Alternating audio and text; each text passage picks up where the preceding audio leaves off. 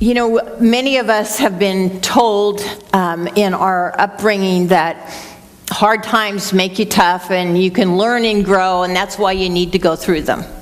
Well, I'm all for learning and growing, but I don't think I have to have hard times to do that. I'd rather do it the easy way and just do it out of joy. But I need to be aware of what I'm doing. Of God's law, the law of cause and effect. And when I'm aware, then I can choose to live wisely. So when I'm aware, I'm not going to stick my hand in a fire, because the law of cause and effect will say, when you do that, your hand gets burned. And I'm not going to treat others badly, because I know that not only will they feel bad, but I'll feel bad. And I'm not going to misuse my body, because I know that if I treat it right, then it'll treat me right and let me do what I want. I think the biggest factor that takes the joyful sizzle out of life is fear. Fear can be really powerful, it seems, and it can be painful. Sometimes we feel like it really, whatever we're fearing, has a power. But again, remember, fear is false evidence appearing real. It does have power as long as we keep giving it that power. And sometimes it's hard not to. I have a friend who was facing a life challenge, like a really serious situation. And she woke up in the middle of the night and she was very afraid.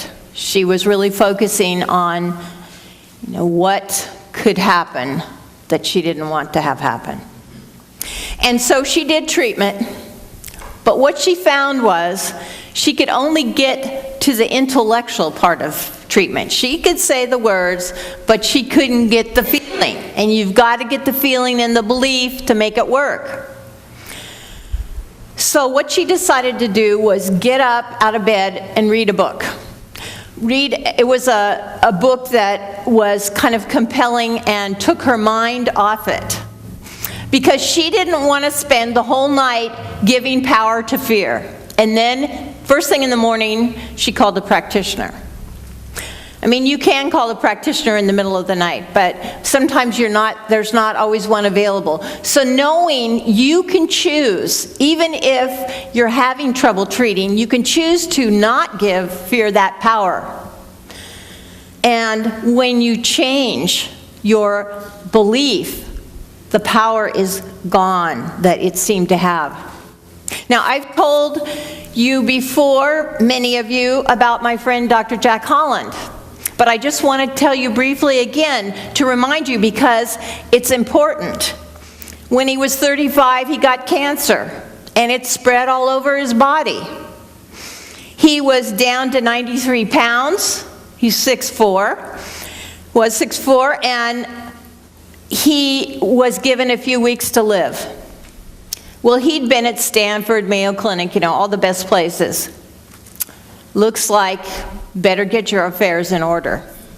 Well, his mother heard about this kind of faith healer and said, who had a meeting every month or so, and she said, Jack, we want to take you to go to listen to him. And he said, I don't believe in that stuff. He's a very scientific left-brain guy. And his mother said, what do you have to lose? And so, he went mostly to please her. So he listened to this guy, and after the meeting, the man came over and was talking to Jack, and he gave him a copy of The Mental Equivalent by Emmett Fox. It's a little tiny pamphlet that says, basically, as you believe, so you receive. Change your thinking, change your life. And he said, I'll see you again either on this plane or on the other side. And so on the way home, Jack's mother read the pamphlet. And she said, Jack, you've got to read this. And he said, it's a waste of time. And she's again reminding him, honey, you don't have anything to lose. You're a speed reader. Take a little time and read this book, this pamphlet. And he read it. And during the night, he got excited about what it said.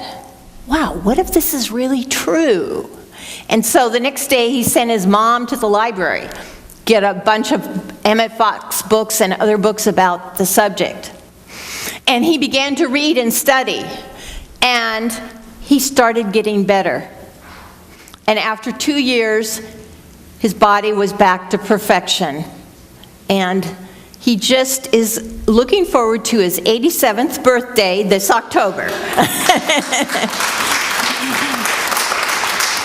So it really happens. It really is true that you can change your thinking and change your life.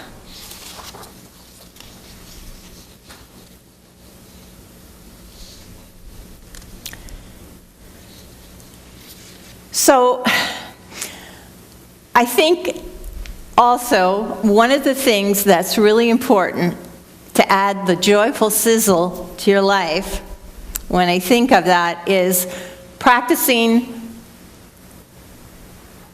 the presence. And I mean the presence with a little p and the presence with a capital P. I mean the presence with a little p of being aware of what you're doing and what you're experiencing now.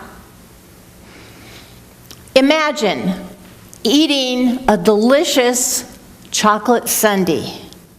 And instead of savoring the chocolate sauce and the cold ice cream, thinking about work tomorrow, and you're just putting it in your mouth and you're missing the whole passion and joy of it. So practicing being here and feeling the joy, and then practicing the presence with the big P, the presence of God within, of God all around, the beauty and the love that is God and that is here always for us. When we practice that, then there is great joy, deep joy, wonderful passion for life. Remember what Ralph Waldo Emerson said: within man is the soul of the whole, the universal beauty, the eternal one. Feel your beauty and the beauty of God all around you, and let your life sizzle with joy and passion. Thank you.